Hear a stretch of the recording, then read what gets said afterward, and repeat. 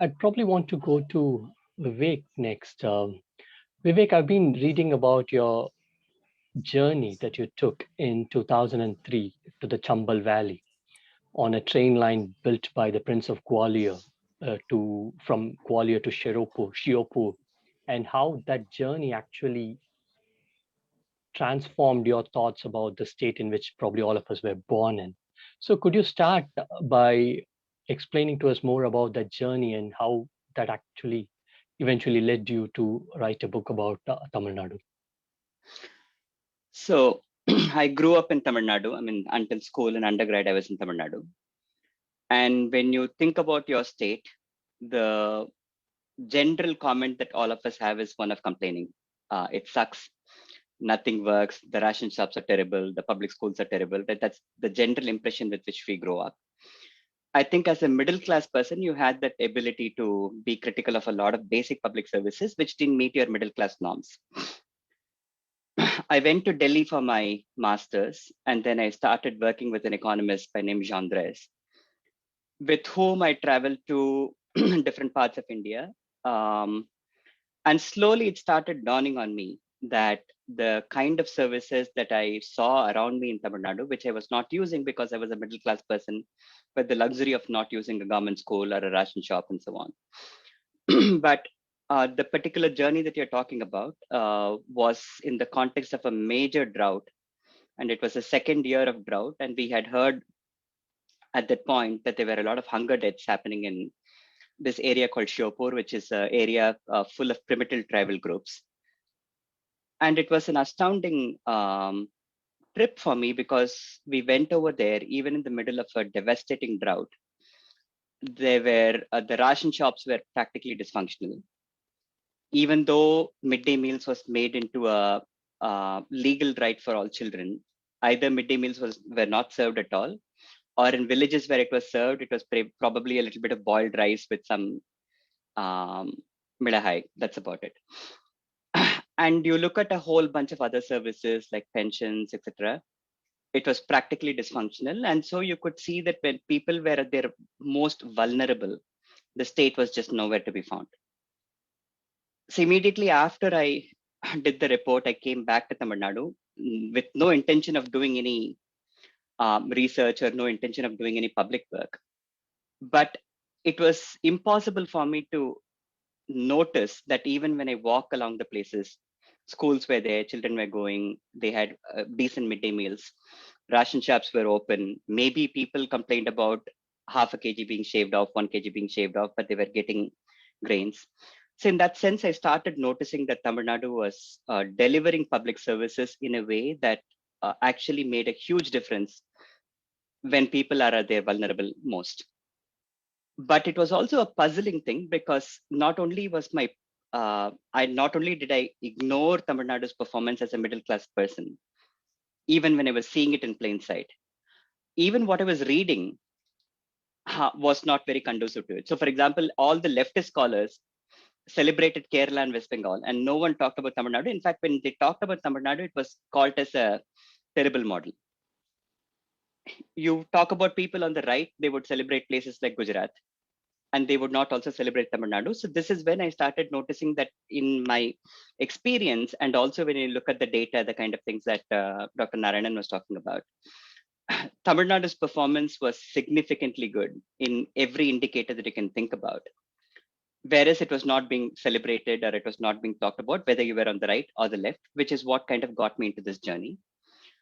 So I can pause here and then we can go with questions. Or would you like to me to elaborate a little bit more on the...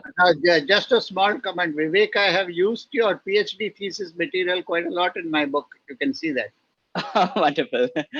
Thank you. You see my book, you'll see a lot of reference to your work. Thank you. Thank you. I've just bought it. I need to go through it. So, I do want to say one thing, like when we say that Tamil Nadu functions well in terms of public services, the fundamental thing we are saying is that it functions well for the last person, right? The fact that a middle class person is able to go to school or is able to afford basic medication, etc., that's not a surprise. It's not. It happens in every state. So the question is, why does it happen to the last person? And to me, that answer came squarely by looking at public action on the field. What do I mean by public action? When something does not work for you, you're able to go as an individual, let's say, walk into a block office and tell them, okay, there are worms in my water supply. The teacher hasn't come to my school for so many days. It's a very simple act. Let's say that if you do that and nothing happens, then maybe you're able to organize people and do a collective petition. Very often that doesn't work either. If that doesn't work, then you're able to go to a collector's office and do something about it. Sometimes that doesn't work either. Then you're able to launch a more assertive protest, let's say like a roadblock or something else that's a little bit more assertive. And typically, by the time you come to that point, the state almost always responds. But the fact that you're able to enter a block office and say that something is not working, we may take it for granted, but that's actually an extremely difficult act in a society with lots of inequalities. So when you try to enter a block office, let's say in places with deep social inequalities, not everyone can. And in Tamil Nadu as well, when I talk to all my Dalit interviewees, before the 1970s or 80s, the very thought of entering one such office was very intimidating for them.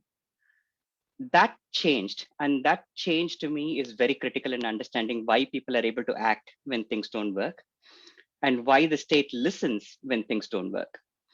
Dr. Narayanan talked about social change. So there is an element of parties um, creating that organizational mechanism. So if I were to organize, the first thing that will happen to me is that I may be beaten up, right? If I'm a Dalit and if I want to organize, there is tremendous intimidation that will happen against you. If you have political parties, definitely the Dravidian parties have given an organizational route that is helpful, but let's also remember that Dravidian parties were also castes in their own sense, right? They did not necessarily contribute in the same way to Dalits as they would have done to OBCs.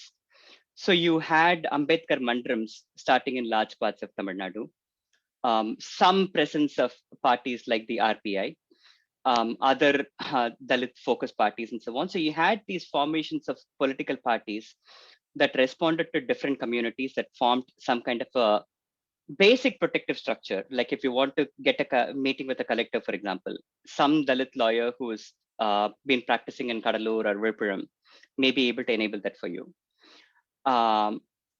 Similarly, the urbanization that Dr. Narayanan talked about, to me, a huge consequence that it had is that if you do a protest in your village, the first thing that's going to happen to you is that you will be denied work by your local landlords, who are typically from higher castes.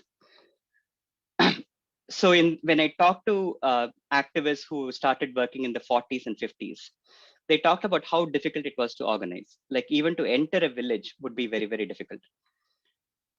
And the first thing that will happen to anybody who organizes locally is your employment is denied. But as urbanization started happening, one of the things that you could do is to go to the city and find some work there, which means that you can actually protest, face the wrath of your local landlord, and start doing things. So in that sense, there were a whole bunch of things. There's almost 150 years of history that broke down social dominance, and that breaking down of social dominance allowed all kinds of communities to kind of bargain.